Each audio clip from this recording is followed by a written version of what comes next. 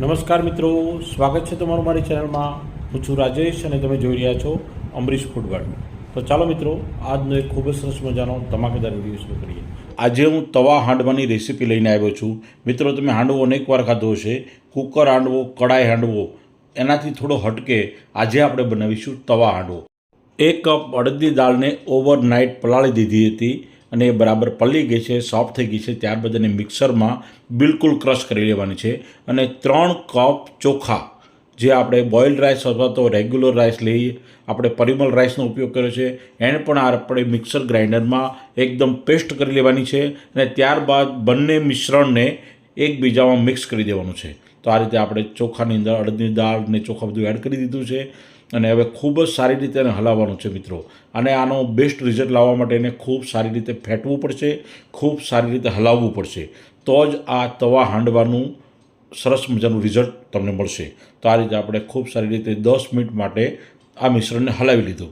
અને ત્યારબાદ હવે આપણે બનાવી લઈશું હાંડવો.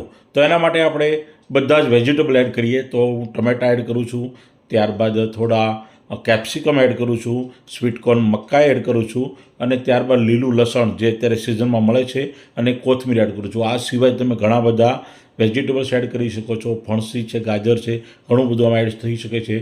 તમે દૂધીને પણ ખમણીને એડ કરી શકો છો. તો આ રીતે હાંડવાનું બેટર કમ્પ્લીટ થઈ ગયું છે. સ્વાદ મુજબ થોડું મીઠું એડ કરી દઈએ, અને જો સોડા પણ એડ કરવો તો કરી શકાય છે. અને આ બેટરને વઘારી પણ શકાય છે.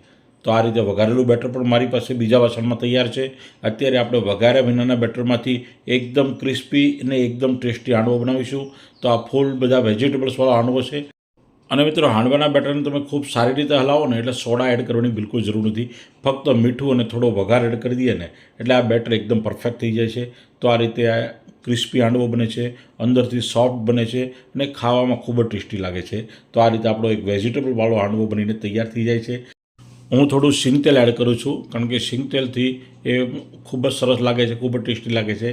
એટલે આપણે આ રીતે સેલો ફ્રાય કરવાનો છે, આપણે સિંગ તેલમાં ફ્રાય કરવાનો છે. તમે બટરમાં પણ ફ્રાય કરી શકો છો, એ પણ ખૂબ સરસ લાગે છે. તો આ રીતે આપણો વેજીટેબલવાળો હાંડવો બનીને તૈયાર થઈ ગયો છે. હવે આપણે વઘારેલા બેટરમાંથી ખૂબ સરસ મજાનો હાંડવો બનાવીએ છીએ. તો પહેલાં આપણે સિંગ તેલ થોડું તવામાં પાથરી દીધું, અને ત્યારબાદ આપણે હાંડવાનું મિશ્રણ કે જે રાઈ અને જીરાથી વઘારેલું છે, થોડી હિંગ પણ એડ કરી છે, થોડા કરી પત્તા પણ એડ કર્યા છે. અને આ રીતે 5 મિનિટ માટે ઢાંકી દઈશું. અને પછી આપણે ખોલીને ચેક કરી લઈએ તો પરફેક્ટ એક સાઈડ થઈ ગઈ છે બરાબર. ગેસની ફ્લેમ થોડી ધીમી રાખી છે. અને આપણે ઉપર ટોપિંગમાં લીલા મરચાં એડ કરીશું. હવે બોલો મિત્રો, તમે કહો કે આ પિઝા છે કે હાંડવો છે? મિત્રો, પિઝા જેવું દેખાય છે ને. આ ટોપિંગમાં લીલા મરચાં એડ કર્યા છે, અને ઉપરથી સફેદ તલ એડ કરીએ છીએ, અને પછી એને પલટાવી લેવાનું છે. અને આ રીતે આપણો પિઝા જેવો દેખાવમાં ખૂબ જ ટેસ્ટી એવો હાંડવો બનીને તૈયાર થઈ જાય છે. ખૂબ જ ટેસ્ટી લાગે છે મિત્રો. તમે જરૂરથી ટ્રાય કરજો. અને મારી આ 2 રીતમાંથી તમને કઈ રીત પસંદ પડી એ પણ મને કોમેન્ટ કરી તમે જરૂરથી જણાવજો. હવે એને ટોસ કરી ઉછાળીને પલટાવી લઉં છું. એકદમ આસાન રીત છે મિત્રો. જો પાછળ એક સાઈડ બરાબર શેકાઈ ગઈ છે. હવે 3 મિનિટ માટે રાખશું એટલે બીજી સાઈડ પણ પરફેક્ટ રીતે શેકાઈ જશે. તો આ રીતે આપણો હાંડવો બનીને તૈયાર થઈ જશે. અને આ હાંડવો તમે રવામાંથી પણ બનાવી શકો છો, દાળ ચોખાનો પણ બનાવી શકો છો. અને આ રીતે કોઈને તમે બતાવશો તો એમ કહેશે કે આ પિઝા છે કે હાંડવો છે. હવે મિત્રો, હાંડવો તો તૈયાર થઈ ગયો. હવે એને ખાવાનું કઈ રીતે? તો આના આપણે પિઝાની જેમ ટુકડા કરી લેવાના, અને ત્યારબાદ એને ગરમ ગરમ ચા સાથે પણ ખાવાની મજા આવે છે.